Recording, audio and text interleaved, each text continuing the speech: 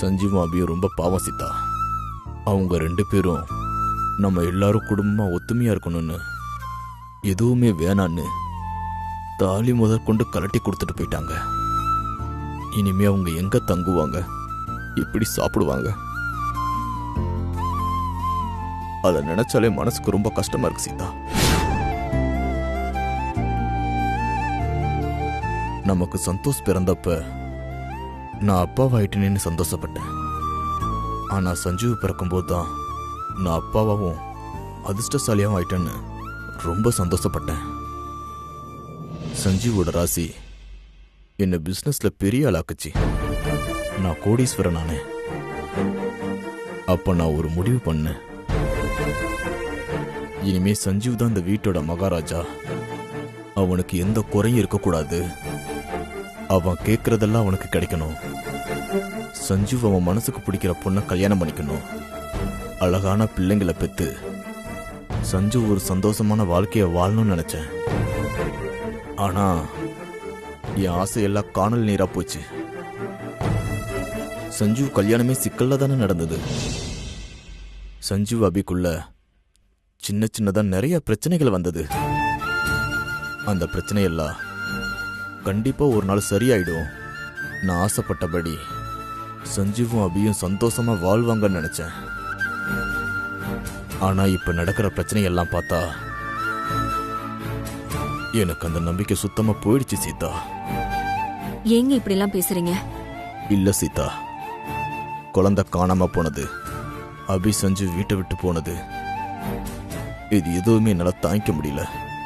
என்னைக்குமே கலங்காத நீங்க இன்னைக்கு கலங்கி நிக்கிறத பார்த்தா என்னாலேயே தாங்க முடியலங்க.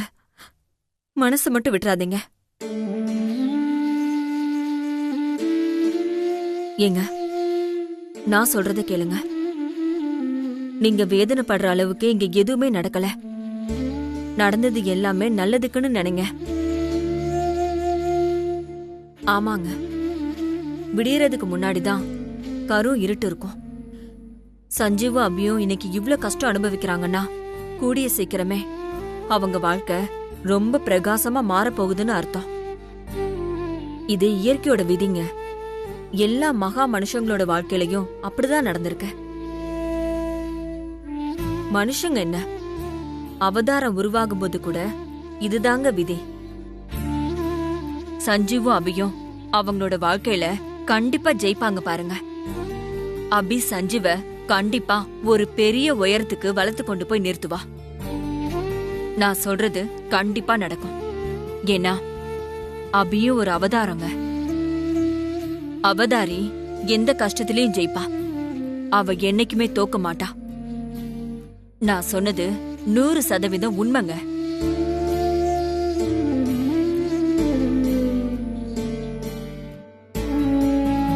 அபி சஞ்சீவ் வாழ்க்கை சீக்கிரமே மாறப்போது பாருங்க. அவங்க வாழ்க்கை மாறுற வரைக்கும் அவங்க படப்போற கஷ்டத்தை நம்ம தாங்கிதாங்க ஆகணும். நமக்கு இதை விட்டா வேற வழி இல்லைங்க.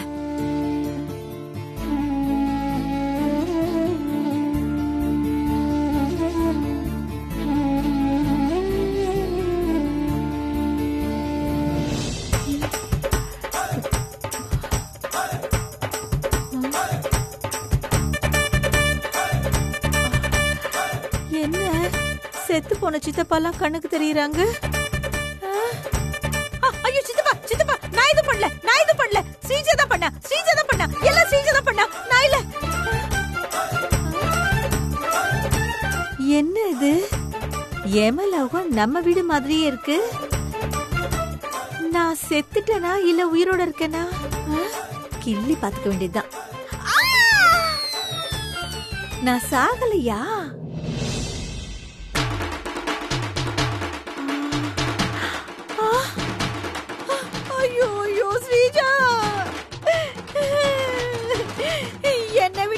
சேர்ந்துட்டியாடி ஸ்ரீஜா? ஏதோ என் உடம்பு அர்னால்டு மாதிரி கிண்ணன ஸ்ட்ராங்கா இருந்ததுனால நான் பொழைச்சுக்கிட்டேன். ஆனா நீ பிஞ்சு உடம்புக்காரி போய் சேர்ந்துட்டியடி ஸ்ரீஜா. எங்க அண்ணன் சொத்தெல்லாம் ஆட்டைய போட்டு நாம ஆண்டு அனுபவிக்கலாம்னு நினைச்சேனே. காரியம் கை கூடி வர நேரத்துல இப்படி அநியாயமா போயிட்டேடி ஸ்ரீஜா. நான் இப்படி தனிமரமா ஆயிட்டேனே ஸ்ரீஜா. இனிமே இந்த குடும்பமே சேர்ந்து என்ன கும்மி அடிக்குமே. ஐயோ நான் என்ன பண்ணுவேன் ஸ்ரீஜா. ஐயோ ஸ்ரீஜா ஸ்ரீஜா. அம்மா அடிக்காம அழுமா, வலிக்குது.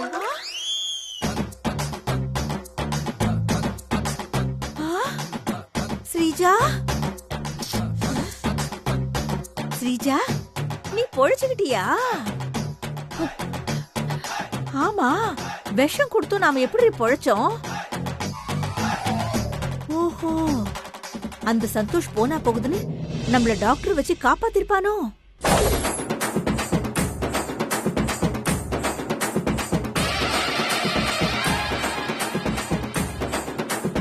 என்ன சாகாம எப்படி பொழைச்சோன்னு நினைக்கிறீங்களா? எனக்கு உங்க 2 பேரும் மேலே இருந்த கோவத்துக்கு கேக்ல விஷத்தை கலந்து உங்களை கொன்னுடலாம் தான் நினைச்சேன். கொன்னுடலான்னு நினைச்சியா? அப்போ கேக்ல விஷத்தை கலக்கலையா நீ? ஆமா, விஷம் கலக்கல. உங்களுக்கு விஷம் வச்சு கொன்னுட்டா நீங்க உடனே செத்துருவீங்களே. நீங்க அவ்வளவு ஈஸியா சாக கூடாது.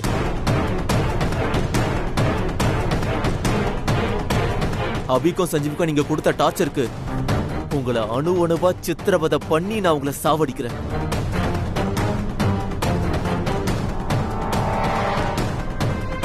என்ன இந்த மைதா மாவு சைக்கோ மாதிரியே பேசுறான்?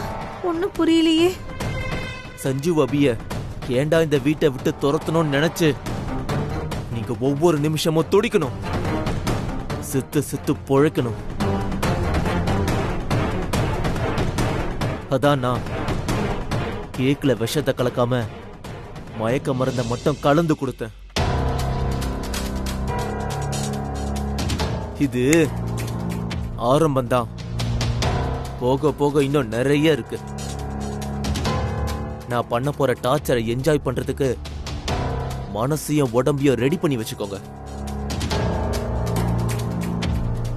என்ன ஸ்ரீஜா, புள்ள பூச்சிக்கு கொடுக்கு முளைக்கும்னு பார்த்தா கொம்பே முளைச்சு போச்சு. மைதா மாவு இப்படி வைலன்ஸா மாறிட்டா?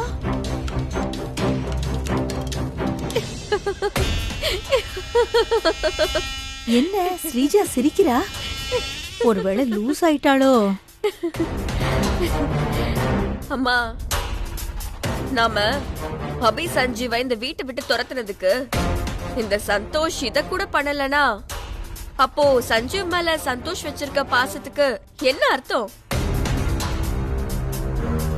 அம்மா, என்ன பொறுத்த வரைக்கும் சந்தோஷ் ஒரு புல்ல பூச்சி. அத புடிச்சு நசுக்கிறதுக்கு ரொம்ப நேரம் ஆகாது. என் கழுத்துல தொங்குற தாலி அழகா இருக்கே, அது அப்படியே தொங்கட்டோடு தான் அவனை நான் இன்னும் உயிரோடவே விட்டு வச்சிருக்கேன். சந்தோஷாலலாம் நம்மள ஒண்ணுமே பண்ண முடியாதுமா. கடைசி வரைக்கும் நம்ம கிட்ட இப்படியே பூச்சாடி காட்டிக்கிட்டே தான் இருக்கணும். மா, அபி கிட்ட விட்ட சவால ஜெயிச்சு அபிய காலத்துக்கும் ரோட்ல பைத்தியக்காரி மாதிரி அலைவிட போறேன். அது நடக்கதா போகுது. இந்த ஸ்ரீஜா யார்கிட்டையும் எதுக்காகவும் தோக்க மாட்டா. நினைச்சதா நடத்தி காட்டுற வரைக்கும் ஓயவும் மாட்டா.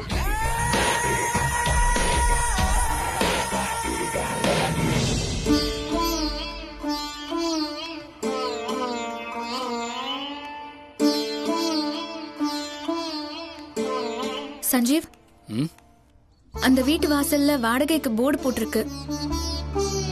நம்ம தங்கறதுக்கு வீடு விசாரிச்சு பாப்போமா? வா. வா.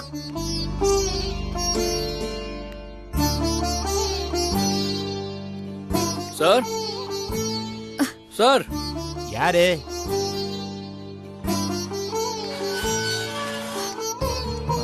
யார் நீங்க? என்ன வேணும்? வீடு வாடகைக்குன்னு போர்டு போட்டிருக்கீங்க, அதான் டீடைல்ஸ் கேட்கலான்னு. வீடு இருக்குப்பா. ஆமா, நீங்க எத்தனை பேரு? நாங்க 2 பேர் தான் சார். 2 பேர் தானா? குழந்தை எதுவும் இருக்கா? என்னம்மா கேட்டுக்கிட்டே இருக்கேன், குழந்தை இருக்கா இல்லையா?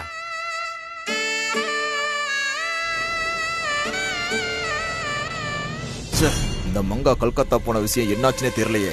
அவளை தேடி போனவனு இன்னும் ஃபோன் பண்ணல. பாப்பா, நான் உன்னை காப்பாத்துறதுக்கு படாத பாடு பட்டுக்கிட்டு இருக்கேன். புரோக்கர் ஆளுங்க கண்ணுல மண்ணை தூவிட்டு கல்கத்தா தப்பிச்சு போயிடலான்னு பார்த்தா அந்த புரோக்கர் ஆளுங்க உன்னையும் என்னையும் சல்லடை போட்டு தேடிக்கிட்டு இருக்காங்க. அன்னைக்கு செக் போஸ்ட்ல அவங்க கண்ணில் படாம தப்பிச்சு வர்றதுக்குள்ள போதும் போதும்னு ஆயிடுச்சு.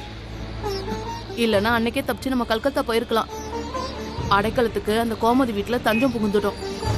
இப்போ அதுகிட்ட கூட சொல்லாம வந்துட்டோம். எப்படியாவது அந்த புரோக்கர் கண்ணில் படாம நாம தப்பிச்சிடணும் பாப்பா. வெயில் அடிக்குதா பாப்பா?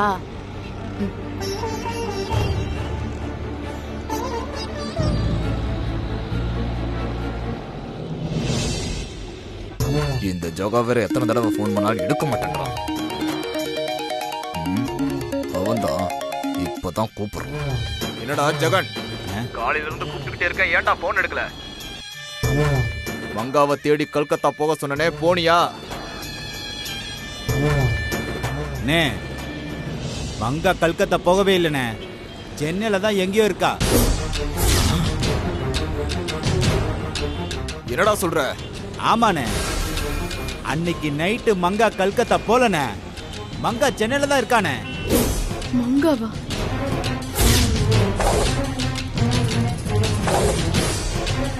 அண்ணே, மங்கா அன்னைக்கு நைட்டு கல்கத்தா போற பஸ்ல ஏறி இருக்கா, ஆனா போல. எப்படிடா சொல்ற? அண்ணே, அன்னைக்கு நைட்டு பஸ் ஸ்டாண்ட்ல இருக்கிற சிசிடிவி ஃபுட்டேஜ கொஞ்சம் காசு கொடுத்து கரெக்ட் பண்ணி பார்த்தேன். மங்கா கல்கத்தா பஸ்ல ஏறி போனதை தெரிஞ்சுக்கிட்டு நானும் அவளை விரட்டிக்கிட்டே போனேன். ஆனா அவ அந்த பஸ்ல இல்லைண்ணே. செங்குன்றம் டோல்கேட்டுக்கு முன்னாடியே இறங்கிட்டா. இங்க நிக்கிறவனும் புரோக்கர் ஆளா? அண்ணே, நீ ஒண்ணு கவலைப்படாதண்ணே. சென்னைக்குள்ளதான் எங்கேயோ இருக்கா மங்கா. கண்டிப்பா நான் கண்டுபிடிச்சிருவேனே. முதல்ல இங்க இருந்து கிளம்பிடணும்.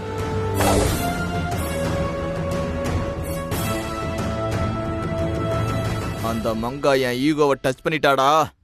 அவளை சீக்கிரமா கண்டுபிடி.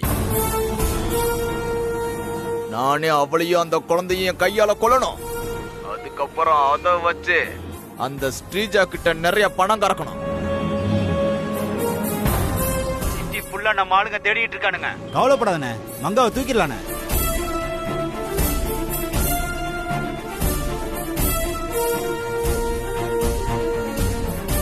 ஐயோ, புரோக்கர் ஆளுங்க இங்கேயும் வந்துட்டாங்களே. என்ன பண்றது? பாப்பா வா, நம்ம கோமதி வீட்டுக்கு போயிடலாம். இந்த மனுஷங்க எப்போ காசை கண்டுபிடிச்சாங்களோ அப்பவே மனுஷங்களுக்கு உண்டான மரியாதை போச்சு சஞ்சீவ். எல்லாருமே பணம் பணம் தான் அலையறாங்க.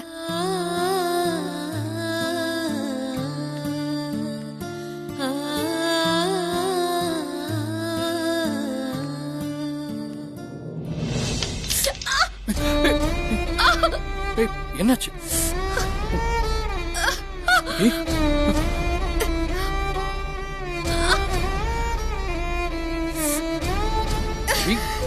என்னாச்சு? என்னாச்சு? கால்ல ஏதோ குத்திருச்சு சஞ்சீவ். ஏய், கண்ணாடி குத்தி இருக்கு. பார்த்து வந்துருக்க கூடாதா? எப்படி குத்திருக்கு பாரு கால்ல. வலிக்குதா சஞ்சீவ்? சரி சரி, வா அந்த பக்கம் உட்காந்து நான் கிளாஸ் எடுத்து வைக்கிறேன். வா, பார்த்து பார்த்து பார்த்து பார்த்து மெதுவா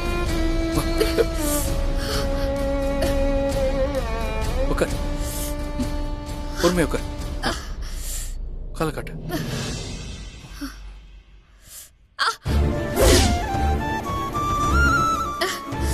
அபி, கிளாஸ் ஆழமா காலில் ஏறி இருக்கு.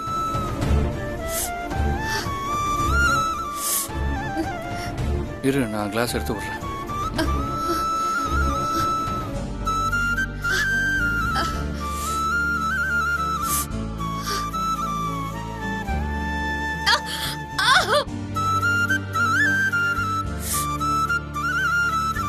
சஞ்சீவ், வெறும் காலில் நடக்கிற? அம்மா, உன் செருப்புங்க?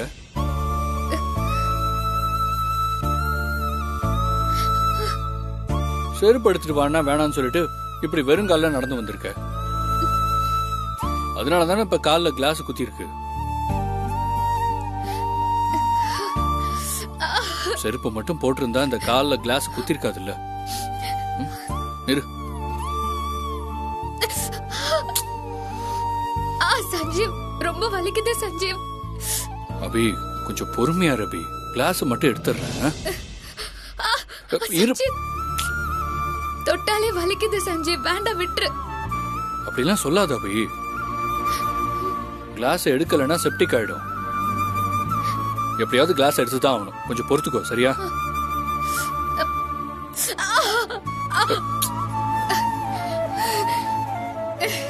இப்படிலாம் வழியில துடிச்சிட்டு இருந்தா உன் காலில் குத்திருக்கிற கிளாஸை நான் எப்படி எடுப்பேன்? அப்புறம் எடுக்கவே முடியாது அபி.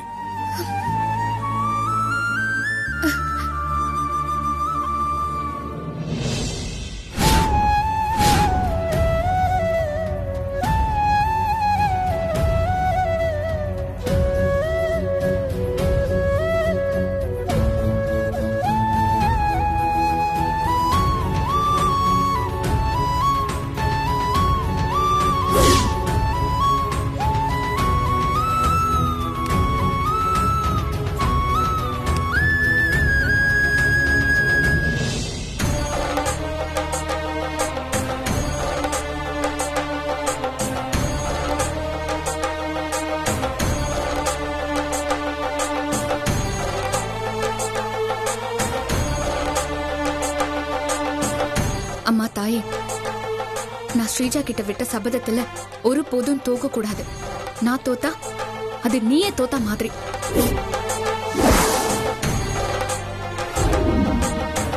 ஏன்னா நான் தர்மத்து பக்கம் நிக்கிறவ, நீ தர்மமே உருவமா உட்கார்ந்து இருக்கிறவ. எப்பெல்லாம் தீய சக்தி தலை தூக்குதோ அப்பெல்லாம் நீ அங்க வந்து உன் சூலாயுதத்தால அந்த தீய சக்திகளை அழிச்சிருக்க. உன்னையே கதின்னு நினைச்சிருக்கிற என்ன ஒரு தீய சக்தி சூழ்ந்திருக்கு. அந்த தீய சக்தி கிட்ட நான் சபதம் எடுத்திருக்கேன்.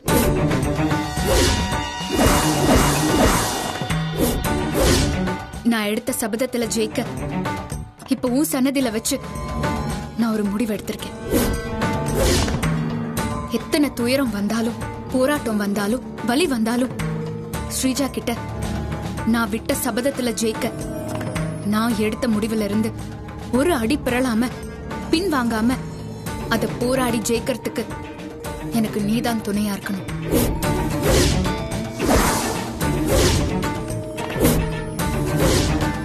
என் மனசுங்கிற வைராகியத்தை வச்சு மன உறுதிங்கிற கயிறை எடுத்து அதை நான் கங்கணமாக்க போறேன்.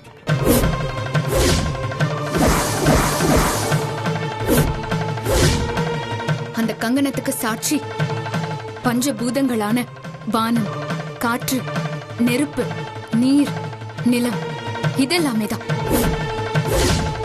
கட்டின கங்கணம் என் மனசுக்குள்ளனாலும் நான் விட்ட சபதத்துல ஜெயிக்கணுங்கிற வெறி என் உடம்பு முழுக்க இருக்கணும்.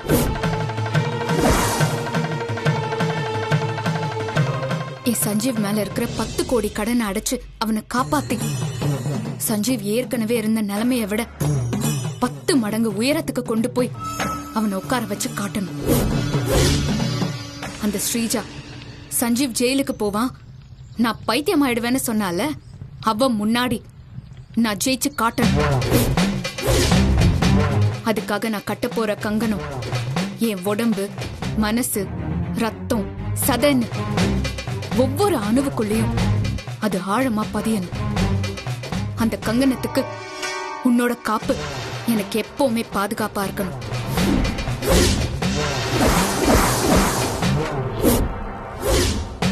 என் வைராகியத்தோட வடிவமா இருக்கிற கங்கணத்துக்கு நான் ஒரு கயிறை கட்டுனா அது அருந்துரும், பொட்டா வச்சா அது அழிஞ்சிரும். அதனால என் கால் பாதத்தையே நான் கங்கணமாக்க போறேன். என் பாதத்துல கல்லு முள்ளு எது பட்டாலும் அது என்ன குத்தும் போது, அந்த வலியை என் மூளை உணரும் போது நான் கட்டின கங்கணத்தை எனக்கு அது நினைவுபடுத்திட்டே இருக்கும். விட்ட சபதத்துல நீ ஜெயிக்கணும்னு சொல்லிக்கிட்டே இருக்கும். அந்த சபதத்துல நான் ஜெயிக்கிற வரைக்கும் என்ன உயிரோட வச்சிருக்கும்.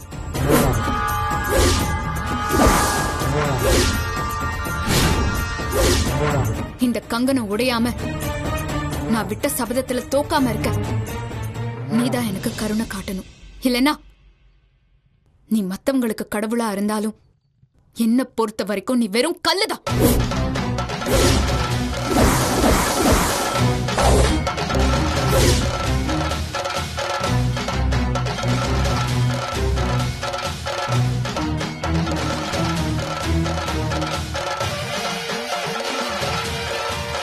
இப்ப நான் உன் சன்னதி முன்னாடி என் கால்ல இருக்கிற செருப்பை கழட்டி விட்டுருக்கேன்.